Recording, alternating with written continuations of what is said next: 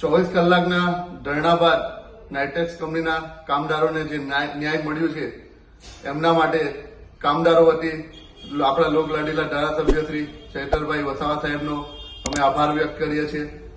ત્યારે આવતીકાલે એક સમાચાર મળ્યા હતા કે આદરણીય મહેશભાઈ વસાવા જે કોંગ્રેસમાં જોડાયા છે એ કોઈ નવી વાત નથી।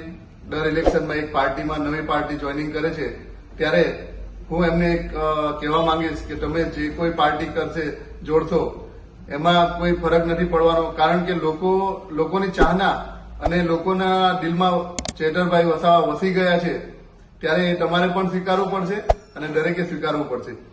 ત્યારે એક સમય હતો જ્યારે આપણા આદરણીય છોટુદાદા જેમના આગેવાનીમાં ભરૂચ જિલ્લો, નર્મદા જિલ્લો જ્યારે પણ કોઈ પાર્ટીએ સરકાર બનાવવી પડતી હોય ત્યારે કિંગ મેકરની ભૂમિકા ભજવતા હતા। ત્યારે એનું વિપરીત જઈ એના વિરોધમાં જઈ મહેશભાઈ વસાવા સાહેબ જે કામ કરે છે કે જે આદિવાસી આગેવાનો છે, ટ્રાઇબલ વિસ્તારના જે આગેવાનો છે એમને આગળ નહીં વધવા દેવા માટે એક ષડયંત્ર રૂપી પાર્ટી જોઈનિંગ કરવામાં આવે છે। આગળ જયારે લોકસભાનું ઇલેક્શન હતું ત્યારે ચૈતરભાઈ વસાવા સાહેબને તોડવા માટે, એમને નુકસાન પહોંચાડવા માટે એમને ભાજપ જોઈન કર્યું હતું। ત્યારે હાલ તાલુકા જિલ્લાની ચૂંટણી આવી ત્યારે નવા યુવાનો અને આદિવાસી સમાજના લોકો ચૈતરભાઈ વસાવા સાહેબ સાથે જોડાયા છે ત્યારે એમને આગળ નહીં વધવા દેવા માટે, એમને તોડવા માટે એમને કોંગ્રેસમાં જોઈનિંગ કર્યું છે।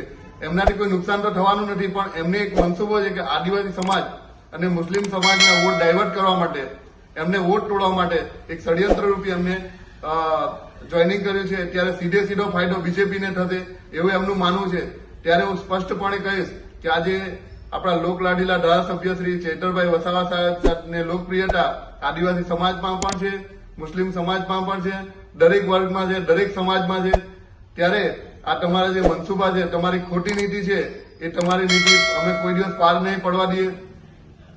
ચૈતરભાઈ વસાવાની લોકપ્રિયતા જે વધતી જાય છે, તમે દાહોદ જિલ્લો જોઈ લેવો, તમે છોટાઉદેપુરમાં જોઈ લેવો, તમે કવાંટમાં જોઈ લેવો, તમે નાઇટેક્સ કંપનીના ધરણા જોઈ લેવો, વારંવાર સમાચારમાં હોય કે સોશિયલ મીડિયામાં હોય મહેશભાઈ વસાવા આ સમાચાર જોતા હોય છે ત્યારે એમને ચેન નહીં પડતો હોય શકે, મને લાગે ત્યાં સુધી। એટલે એમને આવું ગાંડું પગલું ભર્યું હોય શકે કે પોતાની પાર્ટી હોવા છતાં, પોતાના પિતાશ્રી જેમાં રાષ્ટ્રીય અધ્યક્ષ છે એવી હોવા છતાં પણ એમને આજે બીજી પાર્ટીમાં જઈ પોતાના પિતાશ્રીનું નાક કાપવાનું કામ કર્યું છે, એમને અપમાનિત કરવાનું કામ કર્યું છે।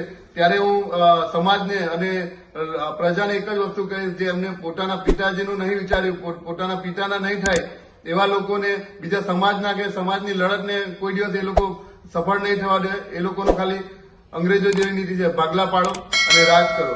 જયારે છોટુ દાદાની લડત 90-92માં લડત ચાલતી હતી, એમને અત્યાચારો સામે લડ્યા હતા, એ બધા સ્વીકારવું પડે। તેવી જ રીતે આજે આપણે પણ લોકલાડીલા ધારાસભ્ય શ્રી ચૈતરભાઈ વસાવા સાહેબ છે જે લોકો માટે કામ કરે છે, દરેક વર્ગ, દરેક સમાજ માટે કામ કરે છે, તે પણ આપણે સ્વીકારવું પડશે।